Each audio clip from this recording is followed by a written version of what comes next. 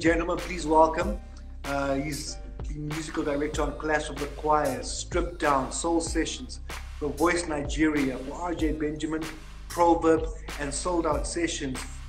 He studied at L&B, but is a natural talent, and he started at a young age by just picking up by ear how to play music. He started out in classical music and then ventured into gospel and everything else. Please welcome Chad Alexander. Thanks, man.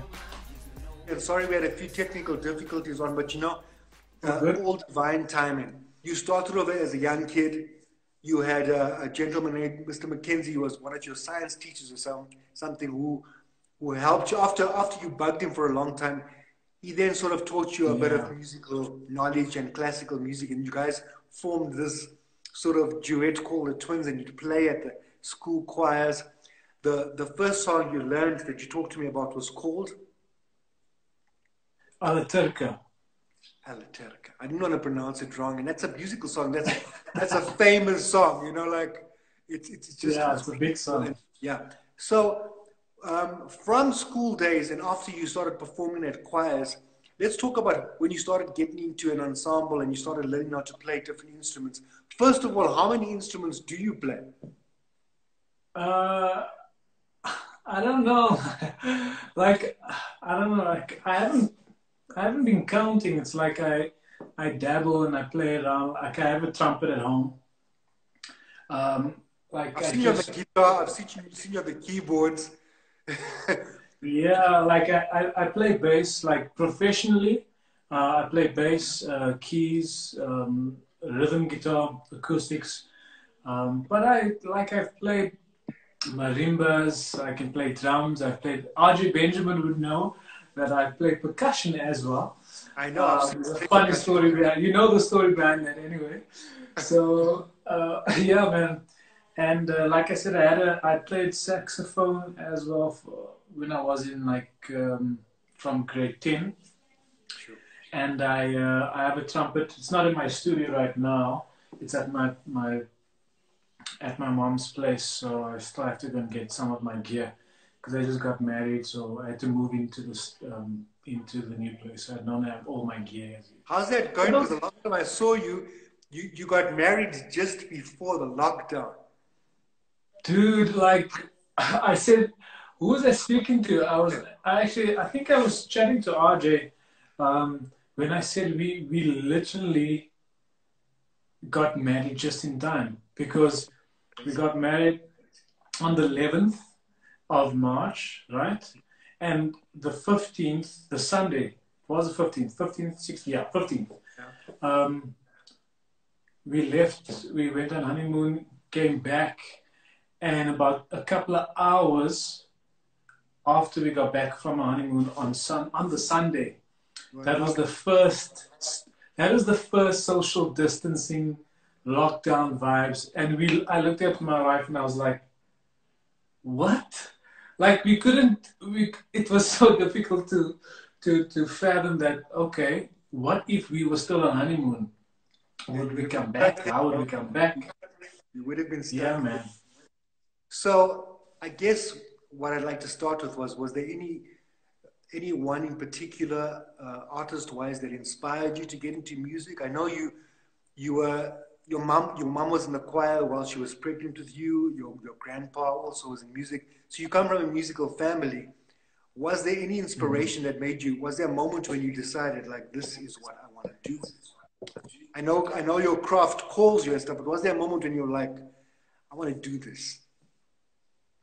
Yeah, it came very early on in my life. I think it started with when I was playing for that ensemble, that band in junior high, and I knew exactly when I left high school what I wanted to do.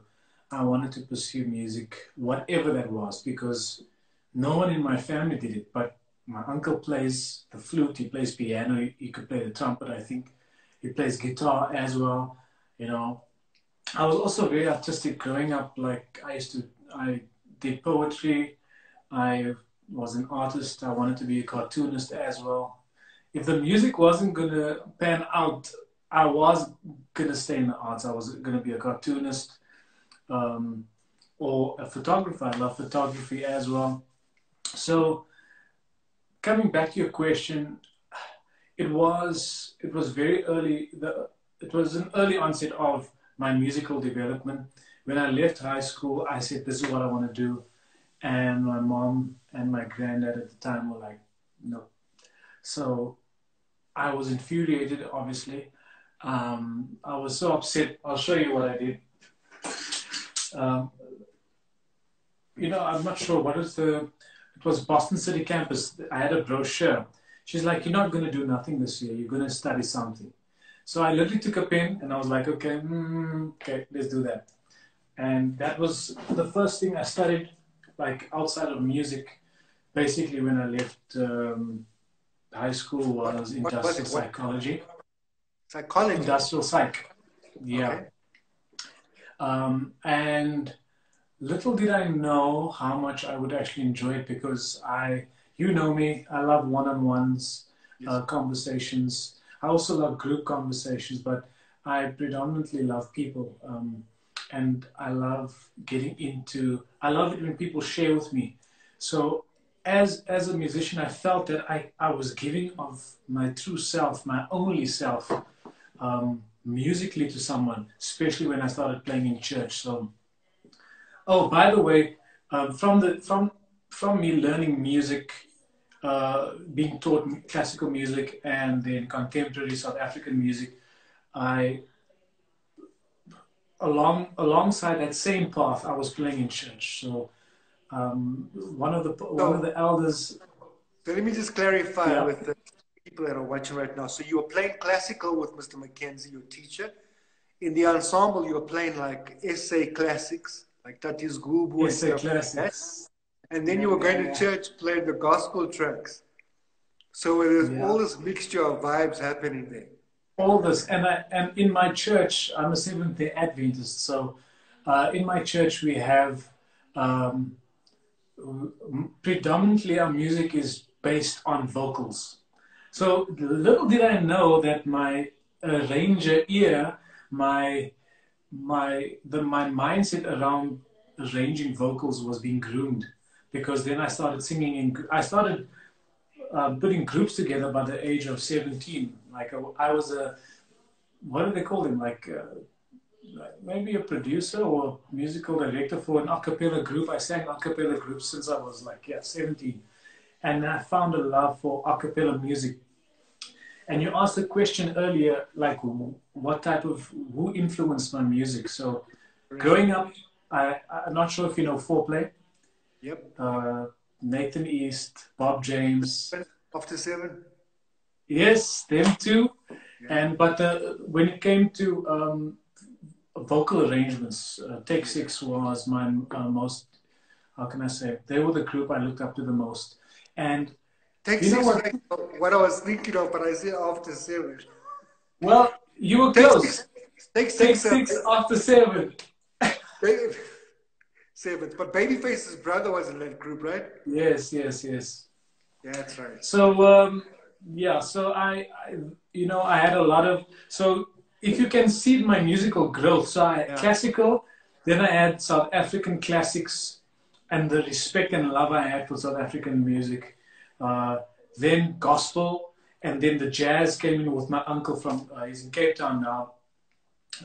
Arnold Alexander is a pastor out in Cape Town, and we used to travel to Cape Town. I used to visit. He married um, his wife, obviously, and then we used to travel because she was from Cape Town. So, so I was a kid. So I was a kid, and I was already before I even knew how to play an instrument. I was already listening to classical music, foreplay, on the road in his Mercedes Benz. He had a W123, a yellow one, with Yeah. just myself and my uncle were driving to Cape Town there and back. You know how many hours that is, and that's all we did was we spoke about music, church, God, and we made jokes and stuff. But I had a lot of a cappella music, a lot of jazz, a lot of classics. Okay, so now we're going to fast forward because we've got about 15 minutes to go, and I want to talk about you went to after you did your psychology and stuff. You went to study at Allenby. So take us Yes. to when you started meeting, when your career sort of broke through, when you had your first big break, and take me from that journey and your highlights thereafter, the people that you've worked with and the memories that stick Okay. out. Okay. So after industrial psychology, I knew that music was for me, and it was like it was such a deep call. I could not focus on anything else. Went to Allenby, had an amazing experience there, met amazing musicians, and I was so scared because it's the first time. I actually thought I would lose my ear by going to train my ear or train my mind as to how to understand music. But it actually groomed me. It made me a better musician. So I always encourage all my students and also mentees to, if they really love music, pursue it, go all the way, the knowledge, joining the knowledge and your ear is almost like it's a perfect marriage. And I think, I know there will be some musicians who will differ to say that sometimes training that side of you kind of, dampens your ear and your sound. But I think for me, Everyone's journey is different. yeah. So everyone's journey is different, but for me, I really felt like it was grooming me. It was making me better, and I love one-on-one interactions with my lecturers where they could tell me, "Chad, don't do this, don't do that," And coming to RJ Benjamin, our love began when our love for music, or when we started working together, was when he came to me. I never saw this guy. He was always on campus. He was a lecturer. He was there. I didn't know who he was. But in the band, we had band performances every Thursday, or every other Thursday. And he, for the first time I don't know if it was my second or first year, he came to me and he said to me, "I love the way," we were busy playing and he came to me in my ear and he said to me, he gave me the best advice to date for who I am now. I said, "I love what you're doing.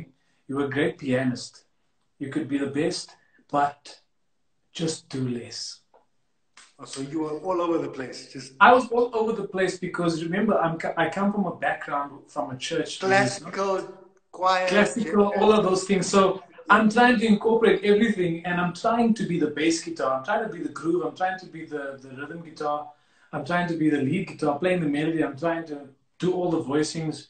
And he said to me, you play well, just do less. Yeah. And that was the beginning of our relationship with RJ. From there, we had a love, an affinity for Prince, another legend. And we started spending time in RJ's car during, intervals, breaks. I don't know what you call them now. But yeah, we had breaks. What I used to know them as break times, Break times. So, we used to go to his car and we used to listen to Prince, and we used to literally scrutinize every single thing. And I was like, I actually like this guy. And he was like, yeah, you're kind of cool. And that's how a relationship began. Yeah. Fast forward to when RJ needed a pianist for some show in Cape Town. I think my breakout performance with him was, for my career, was when we went to Cape Town performing at the Ops Fest. I'm not sure if they're happening, they're still happening, but that was my first gig with RJ. And I played my first gig with RJ. I actually played percussions, and then I played piano. So I was playing piano, and then he just came to me like in the middle of the song. He's like, "Okay, I'm gonna play piano." So I was like, "What?" And he's like, "No, you can just go play percussions. Just play something." So I was like, so we're smiling. The audience is there, kind of playing this off, and I was like, "What? Now I've got to be this percussionist. I've got to smile. I've got to be the guy, like I've come from Peru." It was hilarious. So that's when RJ discovered this guy can play a lot of stuff. Let me put him under pressure. And that's exactly what he did. And then I showed him when I started playing. I played guitar. Like, guitar for me was a private love affair. Yes. And then when he started singing that I play guitar, he was like, you have to play on this one song. And that one song turned into several other songs where now I have to travel with my guitar, Yeah. you know, because it's part of his set now. So, and the Amazing. funny thing, And it's yeah, amazing because I was part of RJ's beginning and you came aboard, and that's how we all connected. But yeah, now, man, I think that's beautiful. and since then, you got the amazing opportunity to be musical director on a few amazing shows. Take us through the highlights of those shows. So take from Clash of the Choirs to all these different shows. What was a synopsis of each show and your highlights from each show?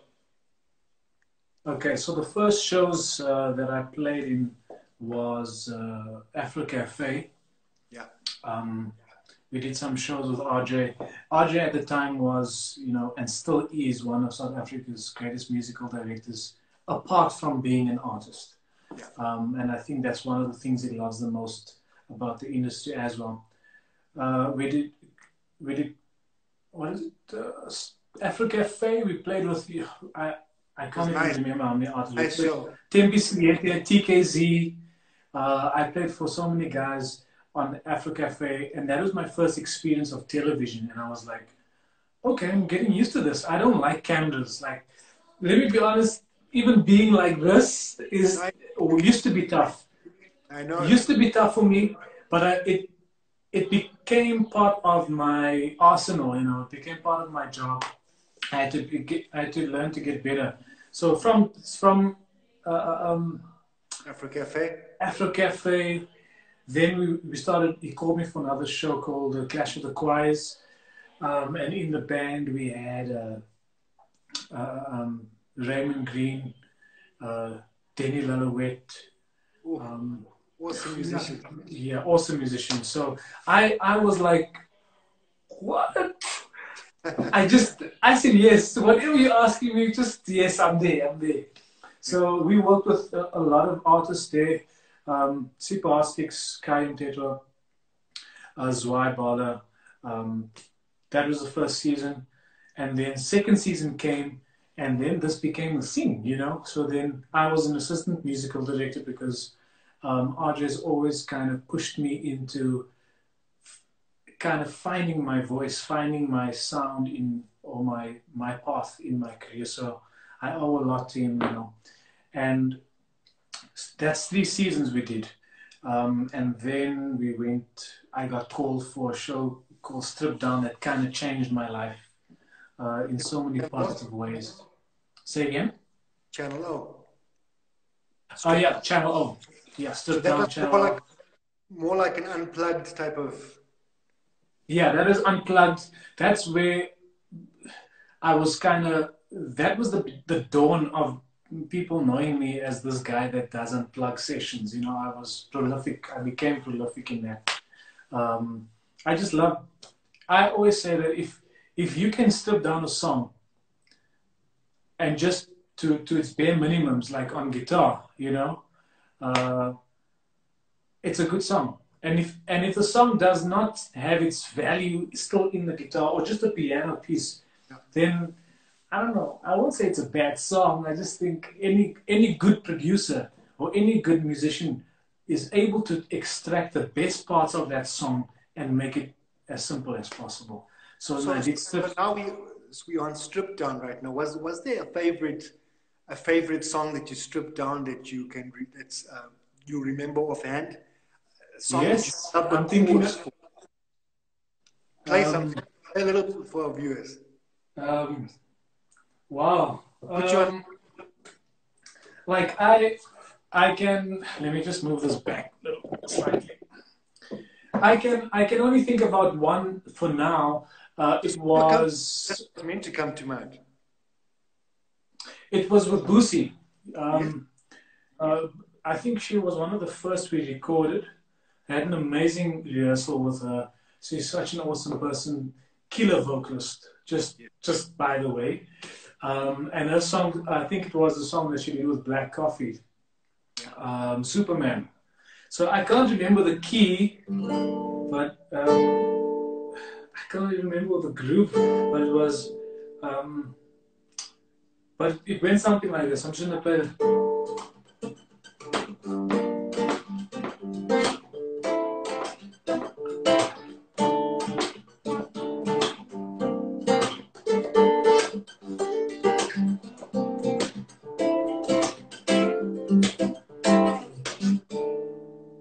Nice.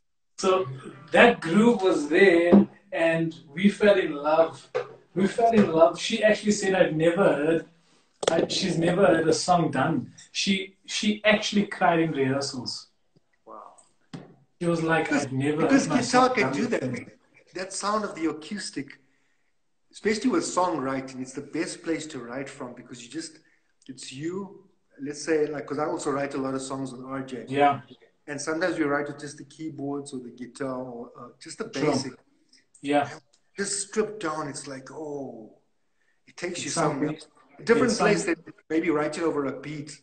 That's what I'm saying, and that's the beauty with acoustics. You actually, people always have been messaging me and saying, never.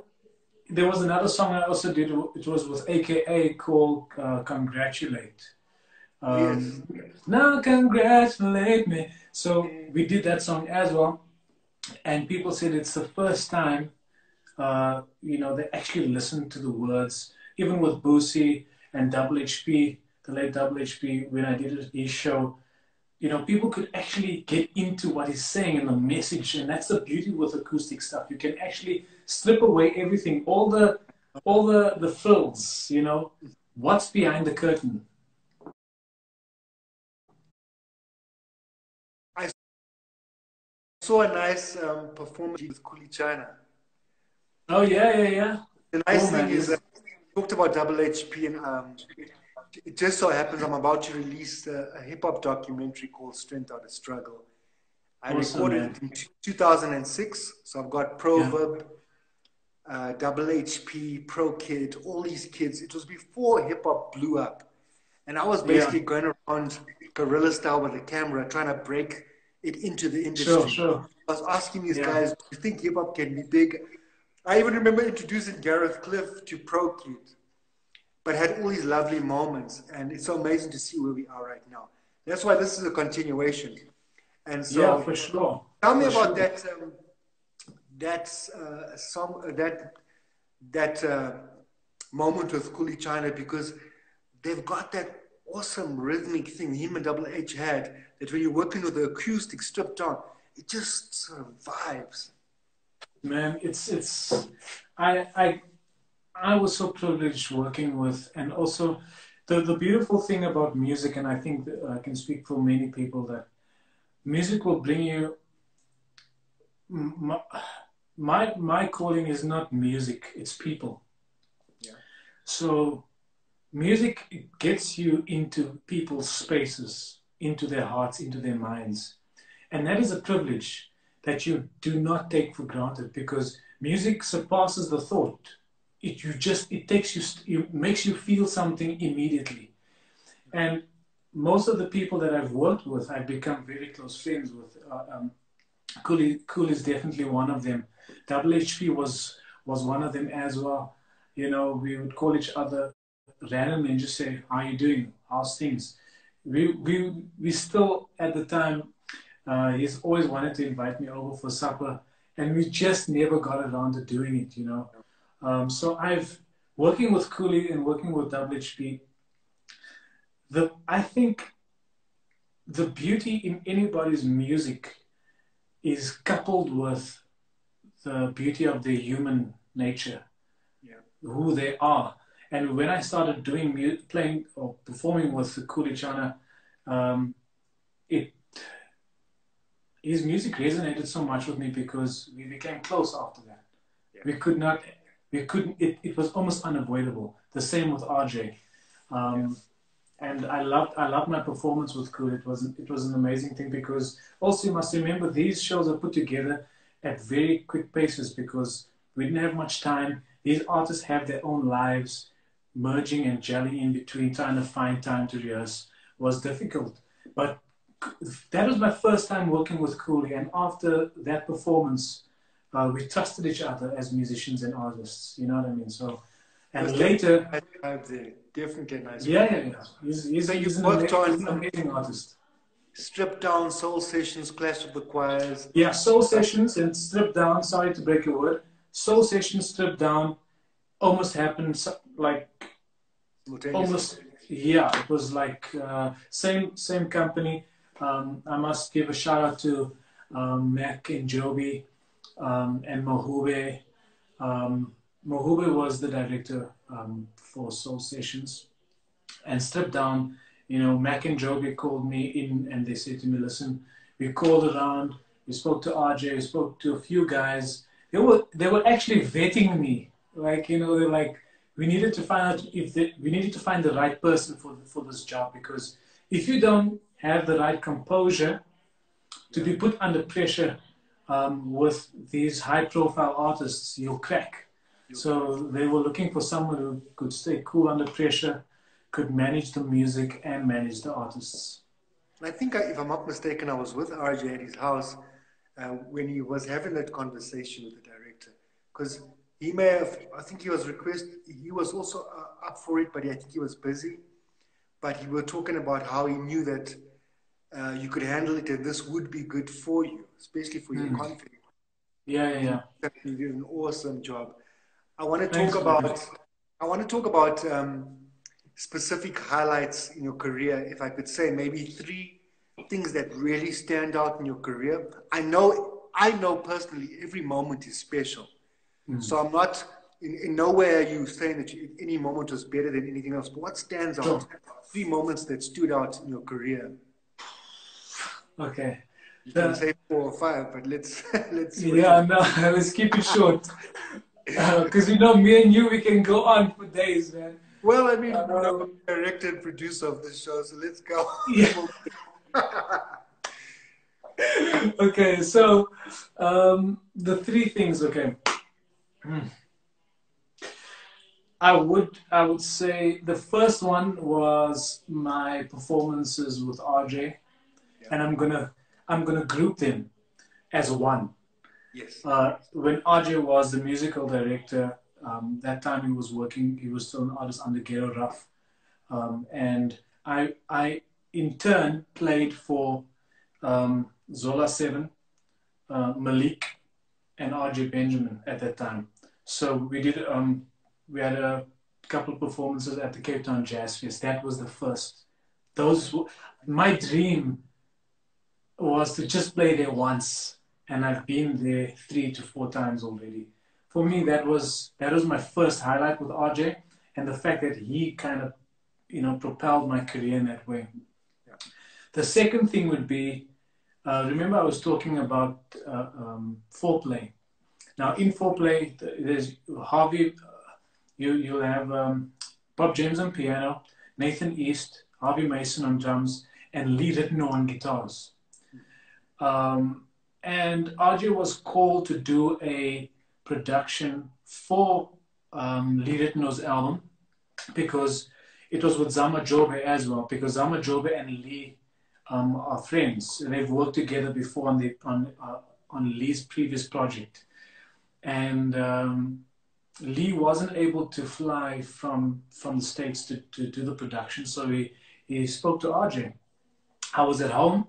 I think it was, what time? About 9, 10 o'clock.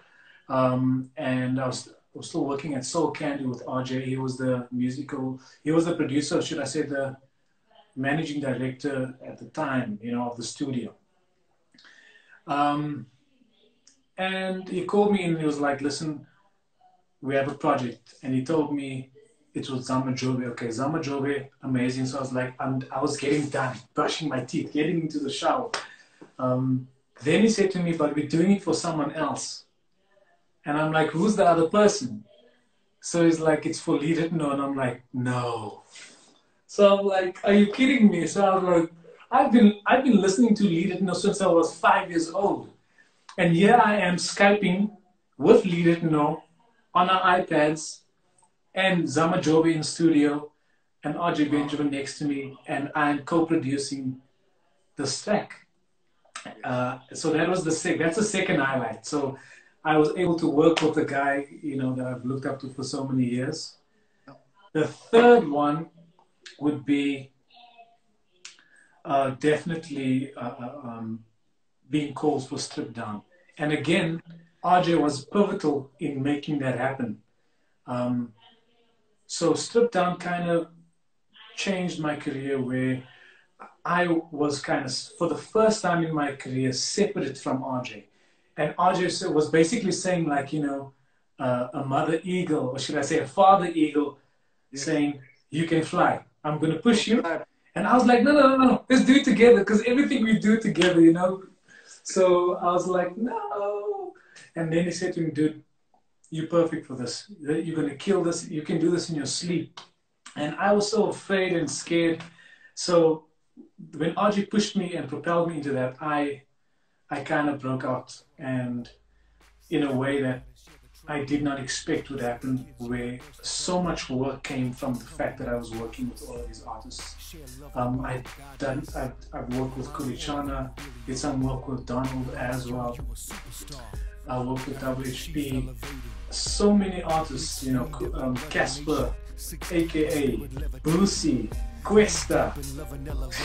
The list is endless. Like in Strip Down, for the 2 seasons we did, I worked with nearly 20 prolific South African artists.